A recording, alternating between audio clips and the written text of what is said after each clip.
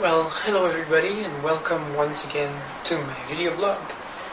Um, so today I'll be talking about another topic that might be a little bit controversial, the issue of what I call trans-elitism. But first of all, I'll make a few announcements. Something exciting maybe. Next week on Tuesday, August 11th, I should be featured at the healthyplace.com TV show. It's web TV, but they're doing a show with a live audience of about 3,000 people, I believe, and they'll be doing an episode about psychological issues associated with transition, and they'll be interviewing me. So if you're interested in watching that, you can tune in at healthyplace.com Tuesday, August 11th. It should be airing at 7:30 Central Time, 8:30 Eastern Time. So that might be interesting. Might be a chance for me to reach a slightly wider audience too. Apart from that, things are going pretty well. With the healing, I'm starting to feel better. I'm still pretty swollen, but it's reducing very slowly day by day. Erin and I have met with Dr. Zagowski when he came to Montreal last weekend, and he was nice enough to buy us a meal at his hotel's restaurant, and it was actually a very nice meal, a 6-course meal with shrimp and scallops and lobsters and sorbet and raviolis and plenty of delicious things. So that was pretty awesome. And he told me that I do not have to wear the compressive garment anymore, except if I feel swollen. So I still wear it, every once in a while when I feel uncomfortable, but I can now sleep without it, which is much more comfortable. Apart from that, I'm also progressing with my thesis writing. I'm about 70% done with the writing. The deadline is coming pretty quickly though. I have to submit by the end of August, and actually I have to provide an official proof that I have submitted my thesis to my next university before the end of August, so I'll have to submit a few days before that, which means I have approximately 3 weeks to finish it up. And so far it's progressing nicely. I think I'll be able to have a beta version ready in less than 2 weeks, and then I'll make some corrections, some adjustments according to the feedback my supervisors give me, and I should be able to submit a final version in time. Well, that's a bit stressful, but things are going well. And I'm starting to look forward to moving to my next university, because people there will only know me as a girl. They'll only know me with my new face. And hopefully, I'll be able to be treated as a girl there. I have to admit, at my university, people still refer to me using male pronouns. It was a little bit surprising to me, but as Erin said, she said, people won't change pronouns unless you ask them to. And that only makes sense. You can change your appearance as much as you want. People will probably not refer to you as a she unless you explicitly request it. And there was only one person clever enough at school to figure out, maybe they should ask me by what pronoun I prefer to be referred to. I have to say, that's it. I find it slightly annoying that some people still refer to me as a he at school, but I'm wondering whether or not, it's worth it to confront them about it, to tell them that I'd like for them to change pronouns and to change their habits when I'm going to be leaving this university in less than a month, really. But this new university is offering me basically a new start, so that'll be interesting, because really so far there aren't that many people who have only known me as a girl, because I haven't really been 100% full-time until very recently. But anyways, that's it from my life. Now moving on to today's topic. So I said this blog was going to be about trans-elitism. What do I mean by that exactly? Well, usually when you say elitism, you mean that you have a group of people who thinks that they're better than some other group of people, or who think that not everybody should be granted membership or acceptance into their group, that some people are not worthy of being accepted into that group. So when I talk about trans-Elitism, really, I mean that there are portions of transsexuals who think, that other people are not truly transsexuals, for example. And a very simple example of that, which I think is pretty clear, is trans people who think that you are not transsexual if you're not planning to get a sex change. There's many trans people out there who still think that, wanting to have the sex change is the defining characteristic of being a transsexual. And I've spoken in my other videos about why I think that's wrong, and why I think that really being a transsexual should be about your gender identity, not about what kind of surgeries you plan to have or can afford to have. But this is not the only form of trans-Elitism. There's also trans people who simply think that they're better than other people who don't go through with their transition. That transgender people are less good than transsexuals somehow because they have chosen not to transition. And I think, that's probably also wrong, because in my opinion, people should go according to their own comfort level. If you think that you're going to be happier in life not being full-time, then that should be up to you. That should be up to you to make that decision. Because in the end, if you transition and it makes you an unhappy person, then clearly transition wasn't for you. And only you should know whether it's for you or not. And I don't think that not being trans means that you don't have any gender identity issues. And I don't think that transsexuals are the only kind of trans people who might need to show their feminine side and express it in life. Some cross-dressers have said that they feel the need to express their femininity in their daily life in order to be happy.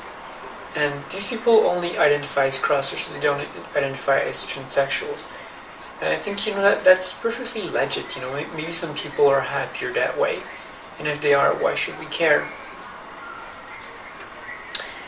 But then again, there's other categories, other kinds of trans-Elitism going on in the community. I mean, there's also people who are intersexed out there.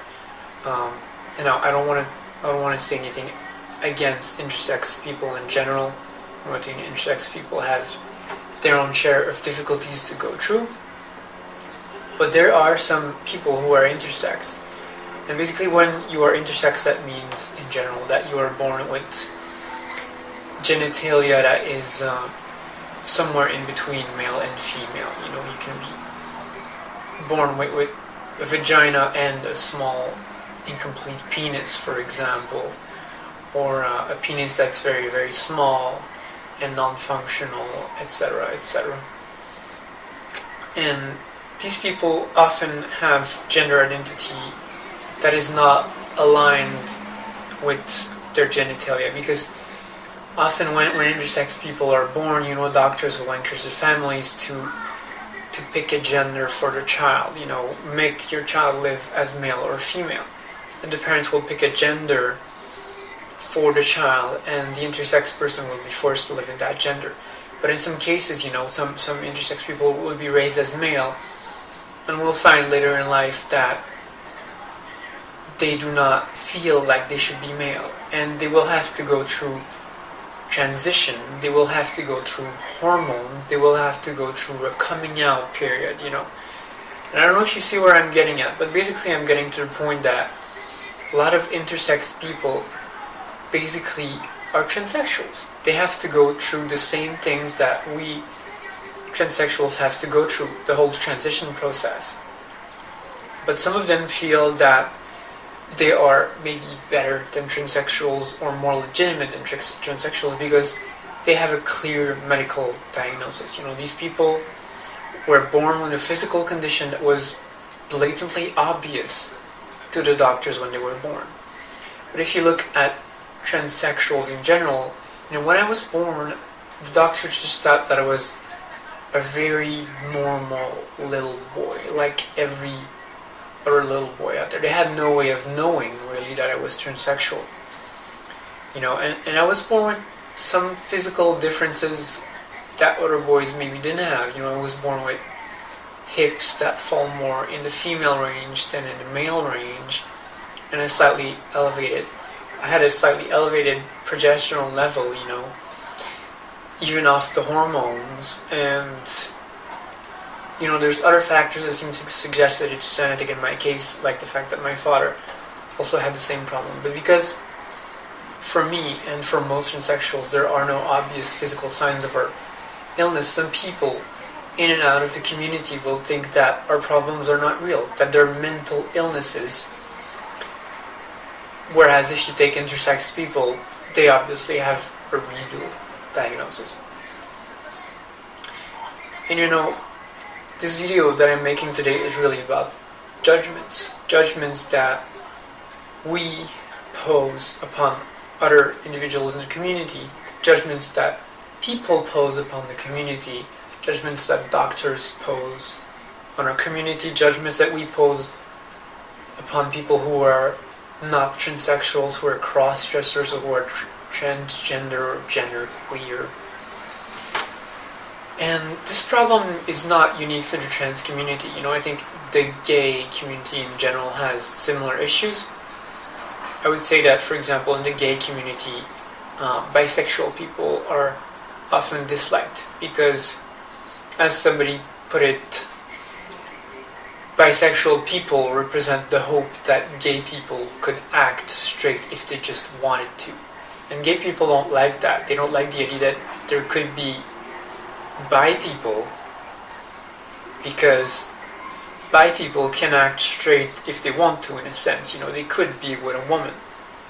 And that's an idea that they're uncomfortable with, and I can understand that. But, some gay people will go as far as saying that bisexuality is not real, and the bisexual people are just confused, or that they're just gay people who want to conform to the norms of society a little bit more, who want to be accepted more easily. But in the end, I think all of these judgments are a bad thing in any community, but especially in the gay and in the trans community. Society is not all accepting of us. I think society is more accepting of trans people than it's been in the past, especially in the more northern states and in Canada. But there's still a lot of rejection going on, there's still a lot of misunderstandings. And I think that if we want to get through this, if we want to make it and to improve our own condition, it's important that we support each other. It's important that we don't judge each other as much or more than society will judge us. Because in the end, what are we doing? We're just fragmenting the community into many little parts. And in the end, can you really judge if somebody is transsexual or isn't transsexual based on their opinion, or based on differences between you and them? I think not. I think personally, whether or not you're trans and whether or not you should transition is really something that is up to you. It's really something that will only affect you. Well, that's not true. It won't only affect you, but it will affect you the most in the end. And so I think that other people should not judge you based on criteria. I think it's just wrong that we diagnose transsexuality based, often even today, on a list of fixed criterion. Like hating your genitals, for example, or the age at which you first started feeling like you didn't belong with your birth gender or your birth sex. But things like that, even today, are often used as diagnosis criteria, and people still reject you and judge you based on them, and that's really unfortunate.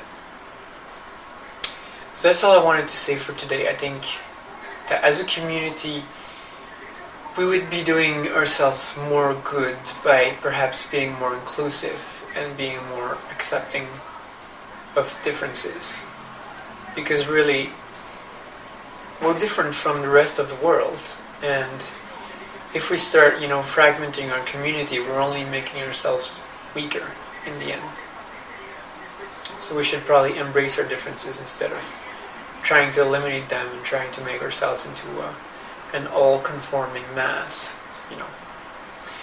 So that's it for today, people. Bye-bye.